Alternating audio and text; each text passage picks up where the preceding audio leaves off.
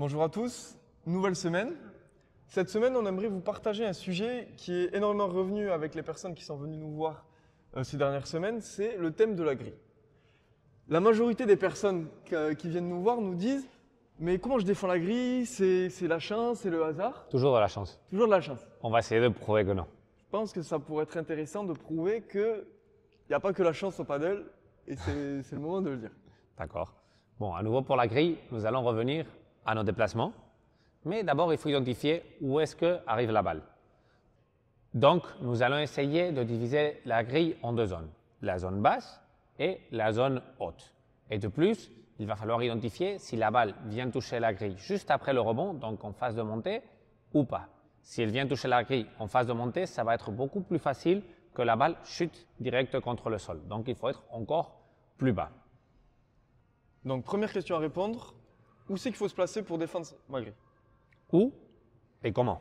Ce n'est pas seulement l'une des deux, mais il faut trouver un placement qui nous permet de répondre à toutes les balles possibles. Donc, la grille, c'est possible qu'elle saute un peu vers toutes les directions et nous devons être prêts à tout. La première chose, c'est d'avoir la raquette prête. Dans ce cas-là, nous sommes à gauche, donc le revers, une préparation pas trop longue pour faire un geste court et pour être sûr de pouvoir venir taper la balle. Comme notre geste, seulement il peut aller vers l'avant, aussi ce qu'il faut faire, c'est se donner de la distance, donner de l'espace à la balle, la respecter. On parle beaucoup ici de respecter la balle. Et ce qu'il faut faire, c'est se laisser toujours un dernier pas pour être prêt à si la grille rebondit beaucoup ou si elle rebondit très peu. Si nous sommes trop loin et elle rebondit peu, nous allons avoir des problèmes. Parce qu'avec un seul pas, nous n'allons pas arriver à la balle et nous n'allons pas avoir le temps de faire plusieurs pas. Par contre, si nous sommes trop près de la grille, de la balle, et que cette balle rebondit beaucoup trop, nous n'allons pas être capables de reculer. Parce qu'au paddle, c'est beaucoup plus facile d'avancer à la balle, ça on le dit toujours, que de reculer. Donc, il faut se réserver un dernier pas et toujours vers l'avant. De plus, ce rebond, ce n'est pas seulement qu'il peut rebondir beaucoup ou très peu, il peut rebondir vers l'avant, vers l'arrière, vers le côté, vers le haut, vers le bas. Donc, il va falloir être très fléchi, il va falloir avoir les jambes bien écartées et surtout, il va falloir arriver à la balle bien de face pour après pouvoir croiser nos jambes.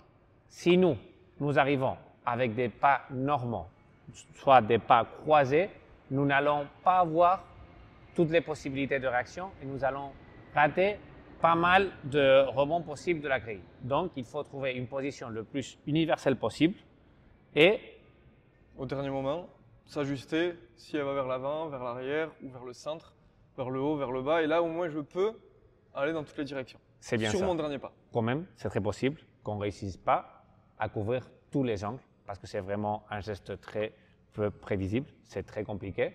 Mais il faut au moins essayer. Et un petit bonus de plus, pas prendre de risques.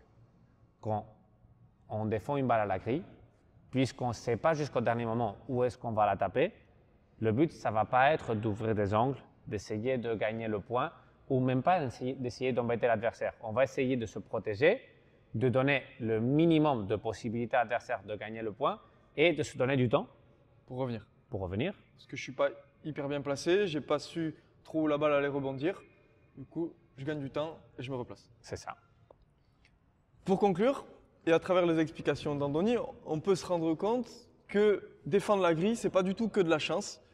Et il y a des choses à maîtriser, notamment au niveau du déplacement, au niveau de la préparation de la raquette et au niveau de notre remise, on ne doit pas prendre de risques pour se laisser du temps. Donc j'espère que toutes ces améliorations, tous ces petits tips vous auront aidé à mieux appréhender la grille et que vous n'engueulerez pas vos adversaires à la fin pour dire qu'ils ont énormément de chance. Il y a quand même un peu de chance. Il y a toujours de la chance. Dans le sport, voilà. Il faut avoir un tout petit peu de chance. Mais on essaie de la contrôler et de la maîtriser un peu. Au moins, on essaie de réduire au maximum les possibilités de pas réussite. Exactement. On vous dit à la prochaine pour une nouvelle vidéo et à bientôt. Ciao.